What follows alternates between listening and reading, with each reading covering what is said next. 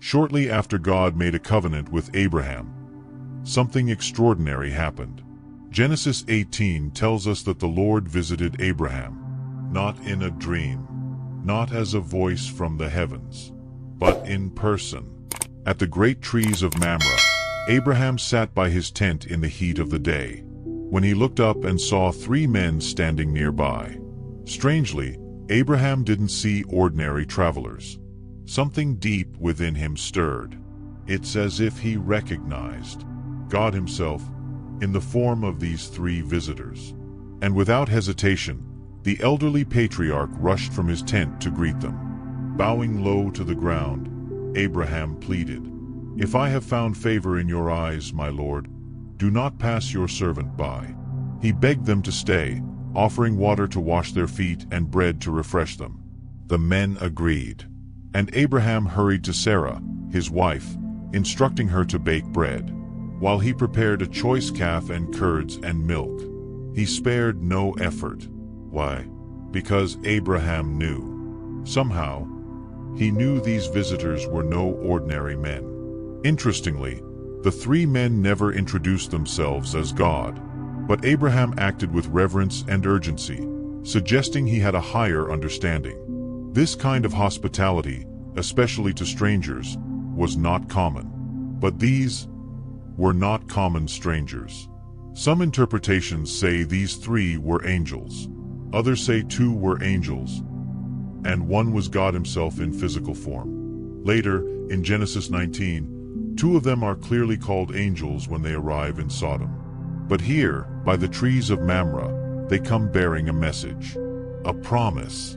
They ask about Sarah, and then one of them declares, "I will surely return to you about this time next year, and Sarah your wife will have a son." Now Sarah, who was listening at the tent door, overheard this, and she laughed, not in joy, but in disbelief. After all, she was long past the age of childbearing. She said to herself, "After I am worn out and my Lord is old, will I now have this pleasure?" It wasn't just laughable, it was inconvenient, maybe even absurd. Could she really have a child now? But the Lord heard her laughter and asked Abraham, "Why did Sarah laugh? Is anything too hard for the Lord?" He didn't wait for Abraham to answer. He simply said again, "I will return next year, and Sarah will have a son." Sarah, afraid, lied. "I did not laugh," she said. And the Lord replied, "Yes, you did." And so, the stage was set. A divine promise made. A miracle foretold. But this visit was only the beginning. Because soon, these heavenly visitors would turn their eyes toward a city steeped in sin, Sodom. As the meal ended beneath the shade of Mamre's trees, the 3 visitors stood to leave.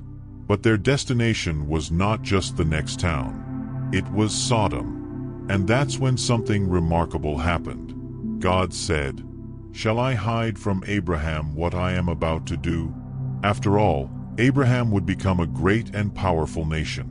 Through him, all the nations of the earth would be blessed. So the Lord revealed his heart. The outcry against Sodom and Gomorrah is great.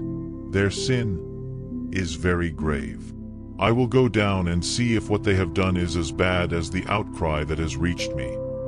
The 2 angels turned toward Sodom, but Abraham stood in God's path. And what happened next is one of the boldest moments in all of Scripture. Abraham, dust and ash compared to the Almighty, dared to speak. "Will you sweep away the righteous with the wicked? What if there are 50 righteous people in the city? Will you really destroy it?" He wasn't just pleading for a city. He was interceding for souls, for mercy, justice, and life. God answering, "If I find 50 righteous in Sodom, I will spare the whole place." But Abraham didn't stop there. What if the number is 5 less than 50? What if 45 are found? God speaking, "I will not destroy it." Abraham replied again, "What if 40, 30, 20. God said, "For the sake of 20, I will not destroy it." And then, a final plea. "Let me speak just once more. What if only 10 are found?" And God said, "For the sake of 10, I will not destroy it." And with that, God left. Abraham returned home. The sun began to sink, and the fate of Sodom lay in the hands of 10 unknown souls. What kind of God listens to man's plea? What kind of man dares speak with such courage to the divine? This was no ordinary conversation. It was a holy negotiation, a collision of judgment and mercy. But what if 10 righteous people couldn't be found? The angels descended into Sodom as twilight swallowed the sky. To the casual eye, they looked like strangers. But to heaven, they were executioners. Lot sat at the gate of the city, a place of elders and judges. He saw them and rose quickly, bowing low, pleading, "Please, my lords, turn aside to your servant's house. Wash your feet, spend the night, then go on your way early." But they said, "No, we will spend the night in the square." Lot insisted. He knew what roamed Sodom's streets after dark. So they entered his house. He prepared a meal. They ate in silence. But outside, the city's corruption boiled over. Every man in the city, young and old, surrounded Lot's house. Their fists pounded the door. Their voices snarled. "Where are the men who came to you tonight? Bring them out so we can know them." Lot stepped outside, slamming the door behind him. "Don't do this wicked thing." He offered his own daughters instead, a gesture both horrifying and helpless. The men of Sodom, furious, "Get out of our way. This fellow came to live among us, and now he acts like a judge." The mob surged forward, but the angels pulled Lot inside, slamming the door shut, and struck the men with blindness.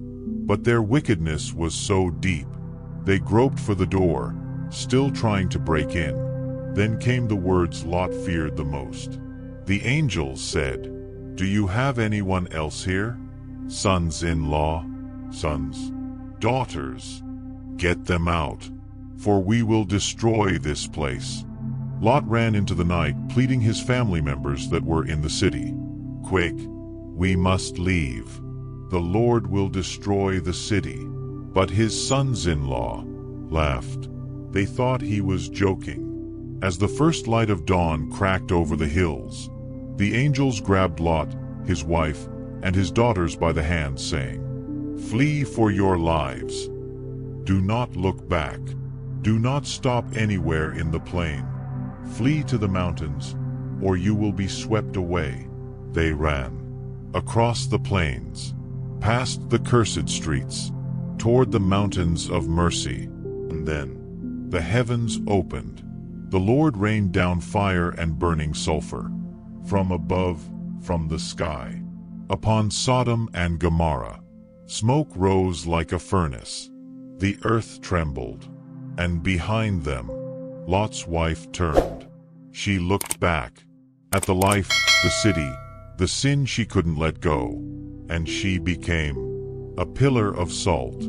Abraham rose early and looked toward the plain. He saw the smoke rising like a column from a blazing oven, and he knew God had listened to his plea. He had spared Lot, but Sodom was no more. What happens when wickedness reaches its full measure? What happens when God comes down? And so, the cities of Sodom and Gomorrah vanished, not by time, not by war, but by the very fire of heaven. They had filled the cup of wickedness until it overflowed.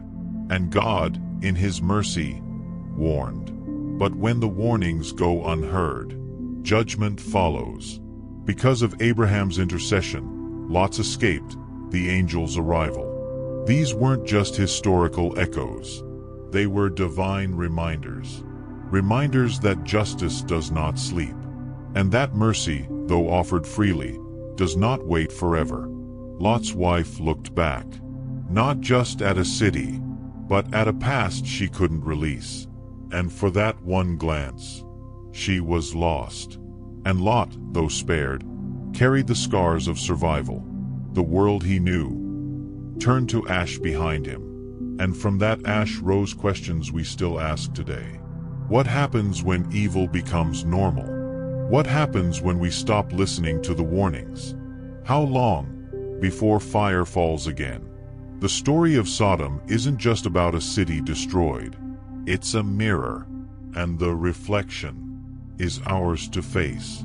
And so, the cities of Sodom and Gomorrah vanished, not by time, not by war, but by the very fire of heaven. They had filled the cup of wickedness until it overflowed.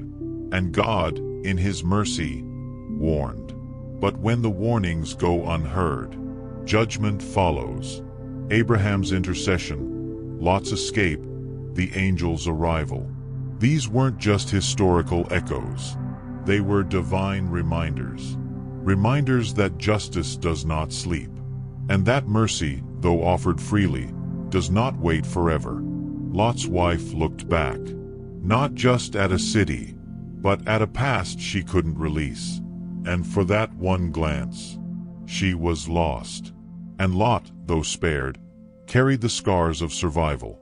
The world he knew turned to ash behind him. And from that ash rose questions we still ask today. What happens when evil becomes normal? What happens when we stop listening to the warnings? How long before fire falls again?